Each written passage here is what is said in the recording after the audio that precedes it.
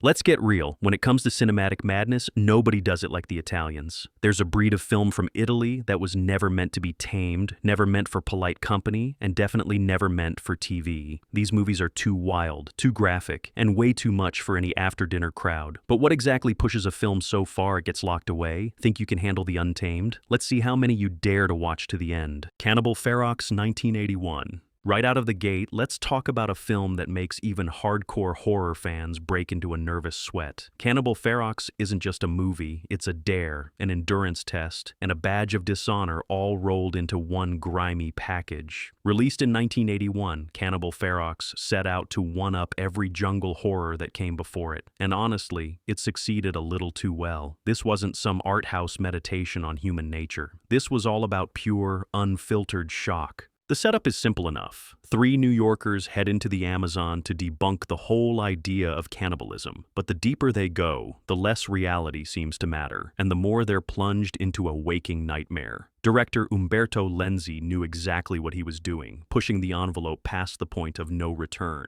Cannibal Farox is packed with scenes that sparked walkouts, got it banned in more than 30 countries, and left critics searching for new ways to say, "Are you kidding me?" What makes this film notorious isn't just its over-the-top moments of violence. It's the gleeful sense of chaos, the way it laughs at the rules, and the relentless way it never lets you catch your breath. There's a manic energy to every frame. The cast looks genuinely terrified half the time, and honestly, you can't blame them. Real jungle locations, unpredictable stunts, and an anything-goes attitude meant that nobody on set was faking their fear. Cannibal Farox earned its reputation the hard way. When it hit video shelves, censors scrambled to cut it, and the label, banned in 31 countries, only made it more irresistible. The title was a magnet for controversy, and even decades later, horror fans debate whether it went too far or if it's just the rawest ride Italian cinema ever offered. Watching it isn't for the faint of heart, but skipping it means you'll never really know just how wild Italian exploitation could get. So, do you dare? The New York Ripper, 1982. If you think Italian horror was just stylish lighting and cool soundtracks, The New York Ripper is here to shatter your illusions, and probably your appetite too. Directed by Lucio Fulci, the maestro of cinematic excess, this film is notorious for all the wrong reasons. Banned in the United Kingdom for more than 20 years, this is a film that doesn't just cross lines, it sprints over them and never looks back. The premise?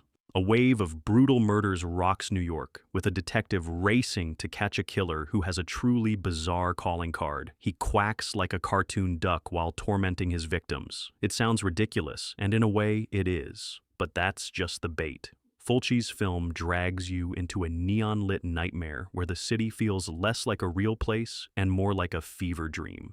The violence is relentless, and the atmosphere is downright suffocating. What really puts The New York Ripper in a class of its own is its attitude. This isn't a movie that wants to make you think. It wants to provoke, to upset, and to leave you feeling just a little dirty. Fulci's camera lingers where others would cut away, and the script is peppered with bizarre, almost absurd dialogue that only adds to the surreal vibe. Critics at the time didn't just dislike it, they wanted it erased from existence. Legend has it, the censors at the British Board of Film Classification actually stormed out during a screening, calling it vile and refusing to even finish the film. Fulci himself was unfazed. He knew he was making something that would outlast the outrage, and he was right. The New York Ripper became a cult classic, precisely because it never pretended to play by the rules. But here's the real kicker. For every person who thinks it goes too far, there's another who defends it as the purest form of grindhouse art. Is it too wild for TV? Absolutely. Is it a must-see for anyone who thinks they've seen it all? You better believe it. Just don't say I didn't warn you. House on the Edge of the Park, 1980. If you ever wondered what would happen if the gritty intensity of American exploitation classics collided with Italy's fearless appetite for controversy, look no further than House on the Edge of the Park. This film doesn't just poke at your comfort zone, it bulldozes it. Directed by Ruggero Deodato, the same man responsible for Cannibal Holocaust, this is a movie with a reputation so nasty, it's almost an urban legend. The setup is deceptively simple. A pair of outsiders are invited to a fancy party in a secluded mansion on the outskirts of New York. But as night falls, civility slips away, and the gathering spins into a full-on nightmare of psychological mind games and escalating brutality. David Hess, who already terrified audiences in Last House on the Left, is back and somehow even more unhinged. His performance is so convincing, so unsettling, that rumors swirled for years about how much of it was acting and how much was just Hess going off the rails. What sets House on the Edge of the Park apart isn't just its raw aggression. It's the way it exposes the dark, hidden sides of privilege, class, and power. Deodato is never subtle. He's here to provoke, to push, and to make you squirm. The camera is relentless, forcing viewers to sit with every uncomfortable moment instead of looking away. Critics pounced on it, censors went on the offensive, and in several countries the film was chopped to pieces or outright banned. There's a wild rumor that during early screenings, some audience members walked out while others sat in stunned silence, unsure whether to clap or call for help. The atmosphere is so thick with dread and unpredictability that even seasoned horror fans admit it's a tough sit. But here's the twist. Beneath the violence and chaos, there's a razor-sharp commentary on hypocrisy and the masks people wear when they think no one's watching. House on the Edge of the Park is not for everyone, and that's exactly why it's legendary. It's the kind of movie you watch once, then spend years trying to forget. Too wild for TV? That's putting it mildly. This is Italian exploitation in its rawest, most uncompromising form. Violence in a Women's Prison, 1982. Think you've seen it all when it comes to the women in prison subgenre? Think again. Violence in a Women's Prison takes everything that made those films controversial and cranks it up past 11. Directed by Bruno Mattei, a man who made a career out of gleefully ignoring every rule of good taste, this film is a gauntlet thrown down at the feet of the faint-hearted. The plot follows Emmanuel, an undercover journalist played by the iconic Laura Gemser, who deliberately gets herself incarcerated to expose the brutal conditions inside a notorious women's penitentiary. Sounds straightforward, right? But this is Italian exploitation, so forget any ideas about subtlety or restraint. Within minutes, Emmanuel is battling vicious inmates, corrupt guards, and conditions so filthy you'll want to shower just from watching. Mattei's film never settles for less. Every scene seems designed to upstage the last, whether it's wild brawls in the showers, food fights that turn into riots, or punishments that would make even the toughest criminals rethink their choices. It's a fever dream of grit, grime, and gaudy colors, shot at breakneck pace and dripping with melodrama. What sets this film apart is its total disregard for the line between shock and entertainment. Censors across Europe and America scrambled to cut it down for TV, but even heavily edited versions couldn't hide its manic energy. Critics trashed it for its success, but fans turned it into a cult sensation. The film's rough edges, wild pacing, and sheer nerve make it a must-watch for anyone who claims to love exploitation cinema. But don't be fooled by the chaos. Tucked amid the madness is a sly commentary on corruption and cruelty, wrapped up in over-the-top antics and unforgettable characters.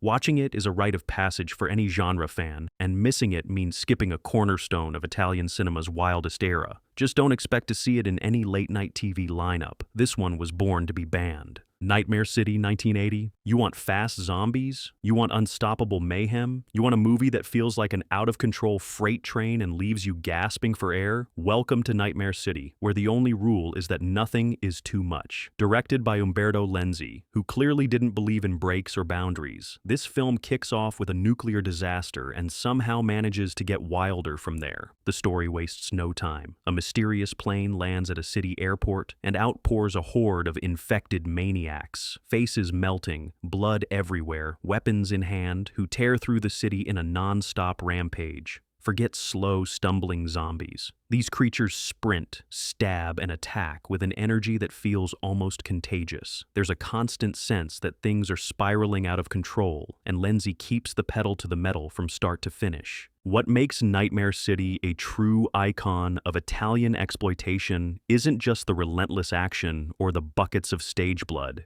It's the absolutely bonkers tone. News anchors try to stay calm while chaos erupts all around them. The military is helpless, politicians are clueless, and nobody is safe, not even the TV crews. The plot zigs and zags with wild abandon, never stopping for logic or realism, and that's exactly why it works. TV censors around the world wanted nothing to do with Nightmare City. The combination of violence, gore, and sheer unpredictability made it untouchable for any mainstream broadcaster. Horror fans, though, were hooked. The film built a devoted following precisely because it doesn't play by the rules. Lenzi knew what his audience wanted: pure, unfiltered madness. In the end, Nightmare City is the kind of film that grabs you by the collar and dares you to look away. It's loud, brash, and impossible to forget. Too wild for TV? Absolutely. But for those brave enough to step into Lenzi's nightmare, it's an unforgettable ride through the wildest corners of Italian cinema. SS Experiment Love Camp, 1976. Some movies wear their infamy like a badge. And then there's SS Experiment Love Camp, a film so controversial, even jaded fans of Italian exploitation do a double take. This isn't just a movie. It's a time capsule from the wildest, least discussed corners of 1970s Euro cinema. Set in a World War II prisoner camp, this entry takes everything you know about war dramas, shreds it, and replaces it with a fever dream of bad taste and twisted imagination. The plot, if you can call it that, revolves around a Nazi scientist running a so-called medical camp, where prisoners are subjected to bizarre experiments, mind games, and power plays. If you're expecting a history lesson, look elsewhere. What you get instead is a string of scenarios so outlandish and over the top, they became legendary among midnight movie fans and blacklisted by censors everywhere else. What made this film impossible for TV?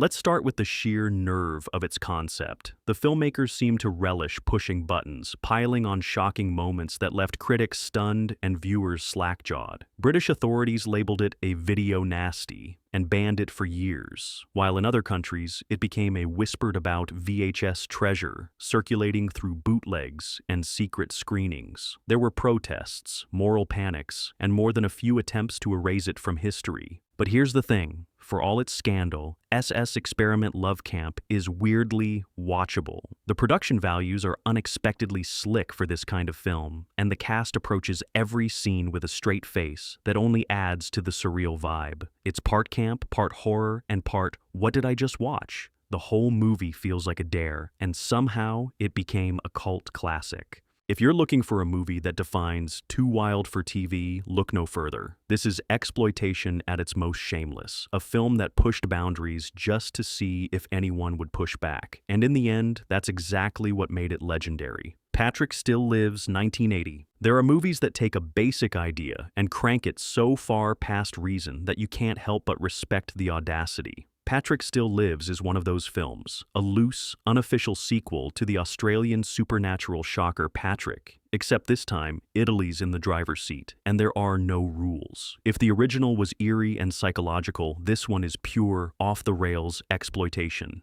The plot: Patrick, a comatose young man with mysterious psychic powers, lies unmoving in a crumbling clinic. Around him, a cast of doomed guests arrive, each with their own secrets and baggage. But Patrick doesn't need to move a muscle to wreak havoc. He can bend people's wills, cause accidents, and unleash chaos, all with a cold stare. What begins as an eerie mystery quickly spirals into supernatural carnage, with the body count rising and the shocks never letting up. What makes Patrick Still Lives a staple of Italian exploitation lore isn't just its wild plot twists and over-the-top violence. It's the way the film seems almost proud of its own excesses. Director Mario Landi dials up the atmosphere to 11, filling every frame with bright colors, strange camera angles, and music that's both groovy and menacing. The practical effects are wild and often grotesque, with one infamous scene in particular that's become legend among cult movie fans, if you know, you know. This was never a movie meant for polite company or family TV slots. Italian censors tried their best to keep it in the shadows, and even horror festivals sometimes hesitated before screening it uncut. Yet, that underground reputation only fueled its popularity. Bootleg tapes swapped hands, fans whispered about its most shocking scenes, and Patrick Still Lives earned its place as the black sheep of Italian horror. The bottom line: this isn't a film you casually recommend, it's one you warn people about. But if you're brave enough, Patrick Still Lives offers a wild, unpredictable ride through Italy's most excessive era of cinema, where the only rule is that there are no rules. Emmanuel and the Last Cannibals, 1977. When it comes to wild genre mashups, Italian filmmakers never saw a line they weren't ready to cross. Emmanuel and the Last Cannibals is the perfect proof. Part jungle adventure, part hard-boiled investigation, and part sheer, unapologetic shock. Directed by Joe D'Amato, a man who made a career out of ignoring boundaries, this film takes the famous Emmanuel character on a collision course with the wildest corners of exploitation cinema. The setup is classic. Journalist Emmanuel, played by Laura Gemser, is investigating strange goings-on at a New York asylum when she discovers evidence of an uncontacted tribe living deep in the Amazon. Before you know it, she's off to South America, camera in hand, plunging straight into a world of danger, mystery, and of course, cannibals.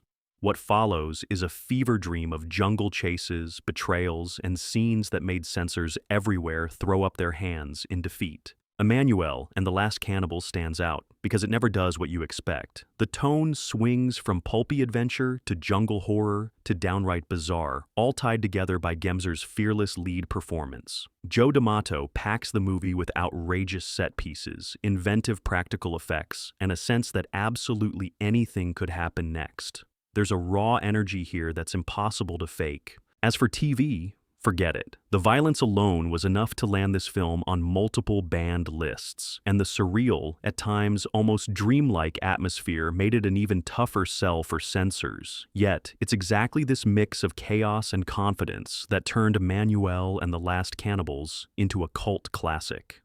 For every critic who called it trash, there's a fan who sees it as a wild artifact of a time when Italian filmmakers pushed every button they could find. The verdict?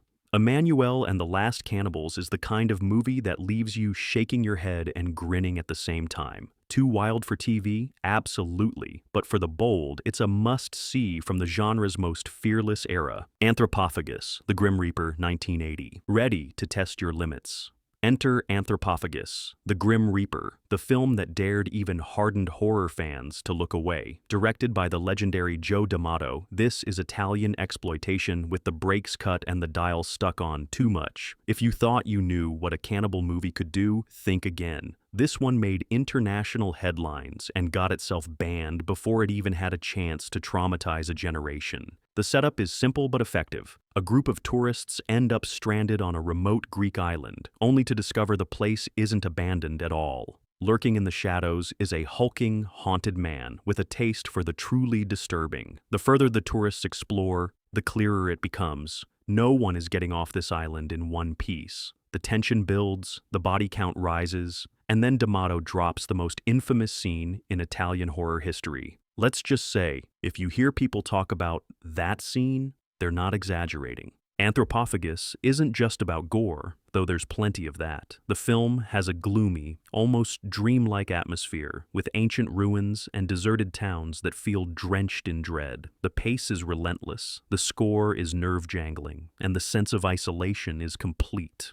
Critics tried to dismiss it as trash, but horror fans knew better. This was something new, something nastier, something that didn't care about your comfort zone. The controversy was instant. The UK labeled it a video nasty and banned it outright. Even countries that used to have wild cinema hesitated to let it air uncut. Yet, the more it was censored, the more people wanted to see it. Bootleg tapes passed from hand to hand, and "Have you seen Anthropophagus?" became the ultimate horror fan litmus test. Watching this movie is like staring into the abyss and daring it to blink. It's not for the weak-hearted, and it's definitely not for TV. But for those who want to know how far Italian exploitation could really go, Anthropophagus is an experience you'll never forget, if you can make it to the end. Giallo in Venice, 1971. Some films don't just flirt with the edge, they jump right off. Giallo in Venice is that kind of movie. Even among the most jaded fans of Italian thrillers, this one is legendary for its unfiltered nastiness, wild storytelling, and scenes that even today make censors squirm.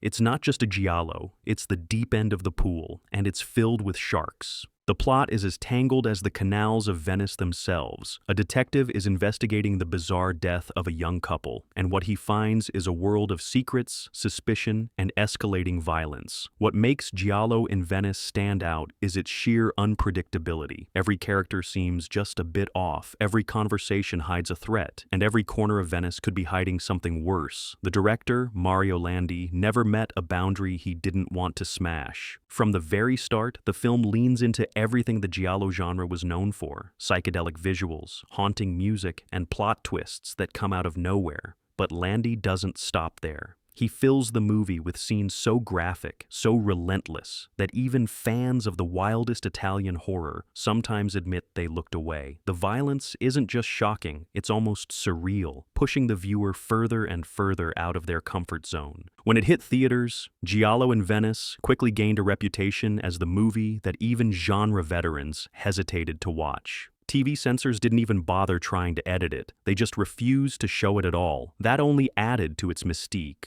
Underground screenings became legend, and collectors hunted for uncut copies like lost treasure. Today, Giallo in Venice stands as a monument to the outer limits of Italian exploitation, a film that's so much, it's almost too much. For some, it's a badge of honor. For others, it's a warning. But one thing's for sure, you won't forget it, and you won't find anything like it on TV. So, after all that madness, how many of these wild Italian films would you dare to watch? Are you the kind of viewer who laughs in the face of bans and warnings, or do you know when to tap out? Either way, these movies prove Italian cinema didn't just break the rules, it burned the whole rule book. Drop your picks and your survival stories in the comments. Subscribe for more untamed history, and remember, some films were never meant to play it safe.